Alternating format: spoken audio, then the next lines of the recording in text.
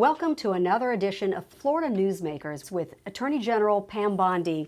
General, thank you so much for being here with us. I know it's a very busy time of the year. We're just wrapping up the legislative session.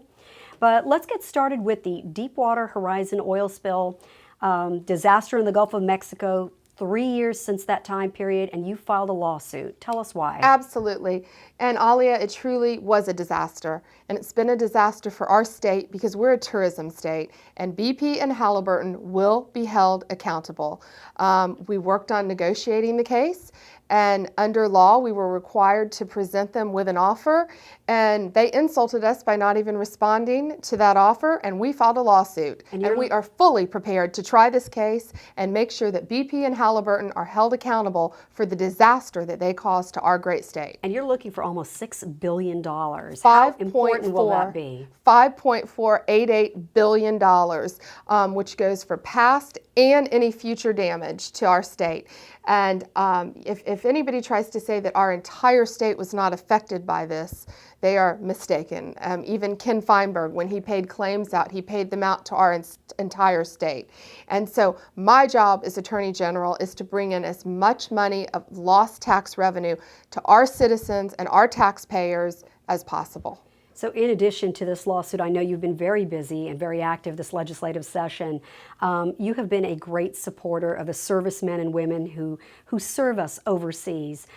New law that is just about to help them. Could you talk a little bit about that? Absolutely. I was traveling throughout the state with Holly Petraeus, meeting with command staff, because it was so important to us knowing that so many of our great men and women were deployed overseas. And one common theme we were hearing from the command staff was that when our men and women are being deployed, they're being scammed. And if they're over there fighting for us, we're going to fight for them here. So we now have tough new laws to go after these scam artists who are not only targeting our active military, but also their spouses and their children. And this is the Military Protection Act, and Yes. You were giving me an example. What are some of the examples of things that they're doing to target them? Well, one example was this company, they had military discounts. They were targeting our military, selling them new iPads because they were military family members.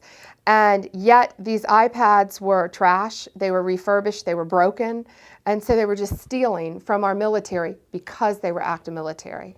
General, another bill, organized retail theft. Tell me a little bit about that bill and why is it so important to Florida's businesses? Well, you know, our criminals, unfortunately, are becoming much more sophisticated. And the days of grand theft, of walking in a store, stealing over $300 worth of goods, unfortunately, are getting a lot worse. Now you have gangs of people, and they come in extremely well dressed. It's organized fraud. And one person will distract the lost security prevention officer, one person will hold something up to block a camera, and one will steal, in one case, over $100,000 worth of razor blades.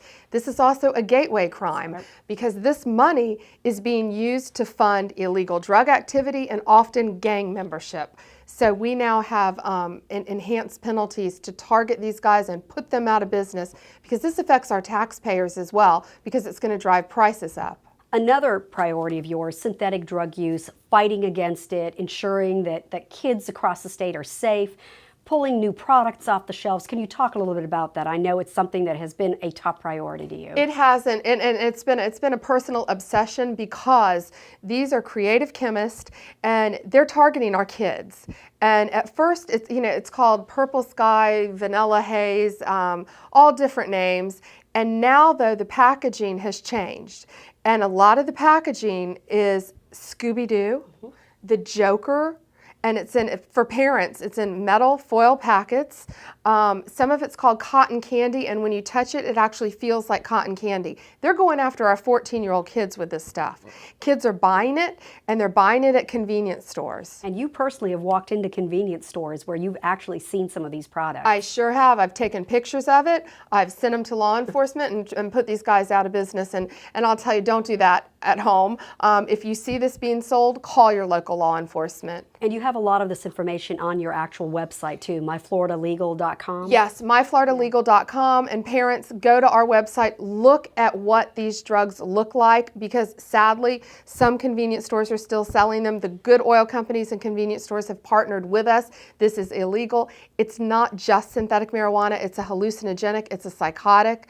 Kids are having violent seizures when they take this stuff, and the kids, I mean, oftentimes don't know it's illegal because they're buying it right next to the energy drinks in a convenience store because their friends are telling them it'll help them concentrate. General, we'll have to catch up with you shortly after session to get an update on all of your legislative priorities. But before we let you go, just one quick question. Just give us some insight about your political future and what we should expect from Pam Bondi. Well, when I ran for this office, there's so many things that I want to do, I still want to do. I think we've been able to accomplish a lot on the drug front. We'll be releasing human trafficking soon. But I'm going to run for re-election, of course. I think my office needs stability and an attorney general who wants to be there for 6 more years and help the citizens of Florida. General, thank you so much for your time. And to you, our viewers, thank you for joining us. We look forward to seeing you next week.